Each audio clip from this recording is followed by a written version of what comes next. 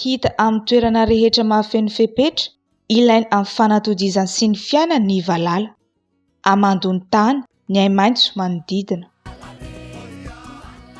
Arak'ireo dia miankina amin'ny toetrandro sy ny toerana ivelomany ny ady amin'ny valala.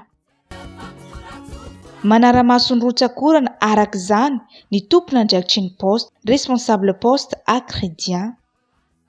Manampy amin'ny fitiliana ny valala ny fahafantarana ny rotsakorana sy ny amandony tany.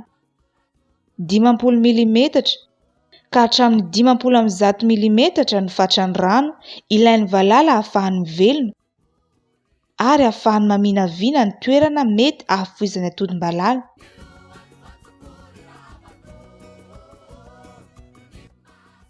Mizara roa ny asa amin'ny ady amin'ny valala: ny fitiliana ary ny fandarofana.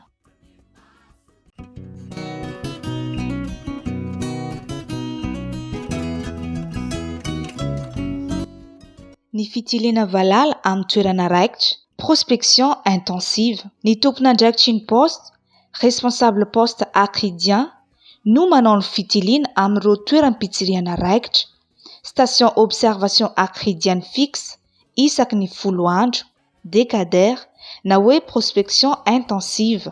Mijery ny karazam-balala, tompo-tany sa mena elatra, habetsaky ny valala, densité, ny ambaratonga mpivoarana, stade, ny tomba-taonany, kijeja sa renim-balala, ary ny fiovantoetrany na fazy, mandeha irery sa mandeha andiany no atao amin'izany.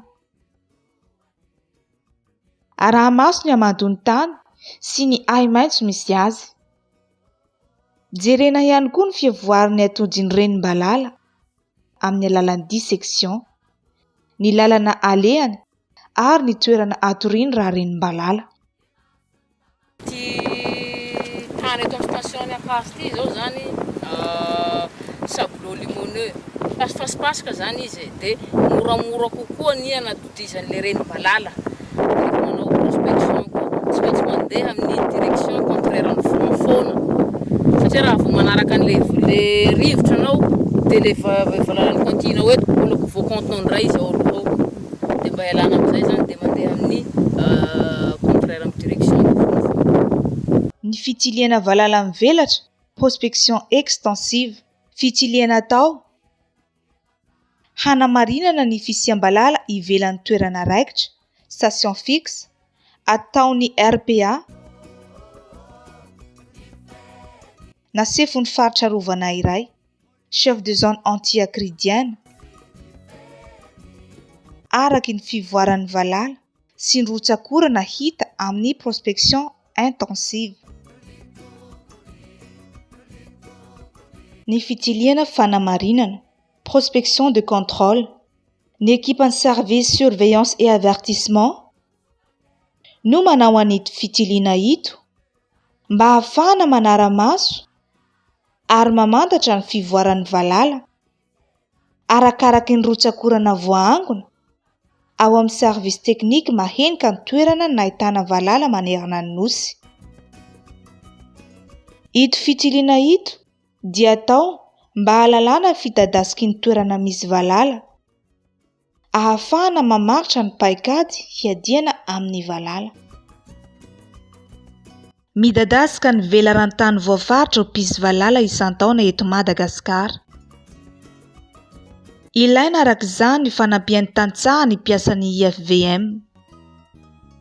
Izy ireo no mahita ny toerana mahafoy ny valala sy ny toerana misy kijeja na renim-balala mety tsy hitan'ny mpiasan'ny IFVM.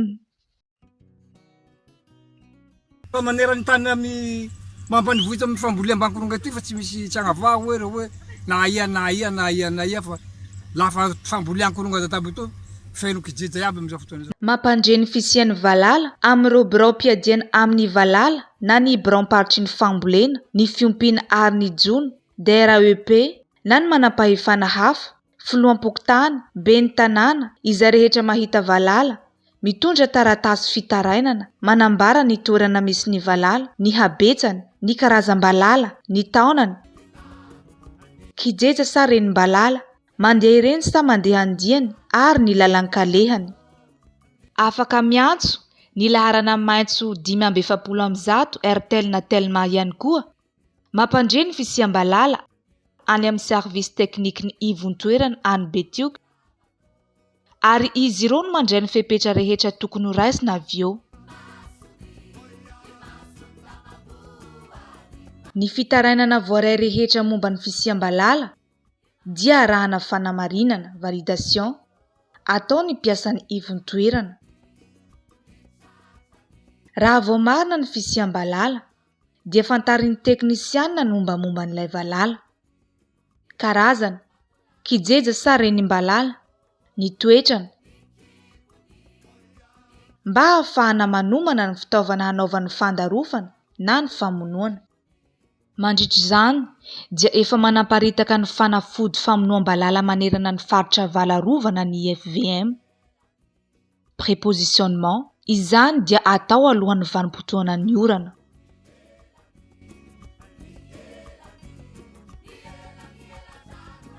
Mandritra ny fandarofana dia mampiasa magazin mobily ny ivotoerana mba hahaingana ny famatsiana sy tsy hampitsahatra ny fandarofana. Satria pozina no kirakiraina dia tsy maintsy manao fanamiam-piarovana kit de protection ireo miaramilam-balala, aron'akanjo, aro-tanana, aro-vava.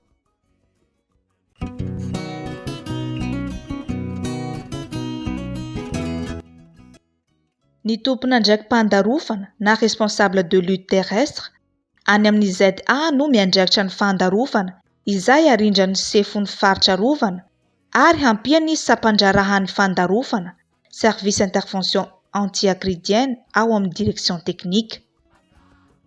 Manomana sy mikarakara ny fitaovam-pandarofana, appareil de traitement sy ny fanafody mifanaraka amin'ny tatitry ny mitily valala. Miankina amin'ny velaran-tany misy valala no appareil de traitement ampiasaina, atomiseur d'eau raha tsy midadasika ary maro sakana, hazo, lavaka, ary ulvamasta raha mivelatra ary tsy maro sakana. Rehefa izay dia mamonjy ny toerana voafaritra misy ny valala, fandarofana sakana, traitement en barrière no hamonoan'ny kijeja, ary fandarofana manontolo, traitement en couverture totale ho an'ny renim-balala. Mizara roa moa zany le teknika famonom-balala satria misy ny famonom-balala manakaiky ny fambolena. Raha manakaiky ny fambolena izy tsy maintsy mampiasa ny fanafody produit de soc io zahay. Misy kosa ny famonom-balala any amin'ny pâturage, any amin'ny toerana midadasika tsy dia ahitana fambolena de produit de barrière no ampiasaina amin'ireny. Aorian'ny fandarofana dia manao ny tombam-pandarofana ny teknisianina, handrefesana ny tahapahafatesan'ny roa valala, évaluation de mortalité. Aloha, mandritra ary aorian'ny fandarofana dia manao ny fitiliana ny fahasalaman'ny mpiasa na ny visite systématique ny dokoteran'ny ivon-toerana sy ireo tompona andraikitra amin'izany. Tiliana ihany koa ny fatran'ny poizina tafiditra tsinahy amin'ny vatan'ny miaramilam-balala amin'ny alalan'ny fanaovana test cholinesterase ho fitsinjovana ny fahasalaman'izy ireo. Mafy ny asa famonoam-balala, lalana ratsy, tsy fandriam-pahalemana, tsy fisian'ny rano sotroina amin'ny toerana sasany. Na dia eo aza izany dia tsy mitaray tanamepaka ny mpiasan'ny IFVM ary hatreto dia voafehy ny valala. Izany no tanteraka dia noho ny tsy fanaovan'ny fanjakana ambanin-javatra ny ady amin'ny valala eto Madagasikara amin'ny alalan'ny ministeran'ny fambolena ny fiompiana ary ny jono izay mamatsy ara-bola sy fitaovana ny IFVM. Mampahomby sy mahaingana ny ady amin'ireto valalam-panimba voly ny fiaraha-miasa amin'ny tompona ndraiky mpanjakana isam-baratongana, sefy fokontany, ben'ny tanàna, sefy distrika, indrindra fa ny braon-paritry ny fambolena, ny fiompiana ary ny jono, dera AEP manerana ny nosy. Zahay eto amin'ny foibe-paritra fambolena sy fiompiana ary mijony ety tokoa dia anisan'ny kely soroka zany amin'ny resaka fampitomboana ny vokatra, fampiroboroboana n'izay tontolo ambanivohitra zay. Fa ato amin'ity resaka ady amin'ny fahavalon'ny fambolena ity zany tena enta-mavesatra ho an'ireo teknisiana ka isaorana betsaka ny fiaraha-miasa aminareo. Ny tanjona amin'ny famonoana valala moa dia ny hoe famonoam-balala voafehy, fambolena sy fiompiana mahomby, araka ny famehezan'ny Dr Mandrano Julien, tale jeneraly ny IFVM.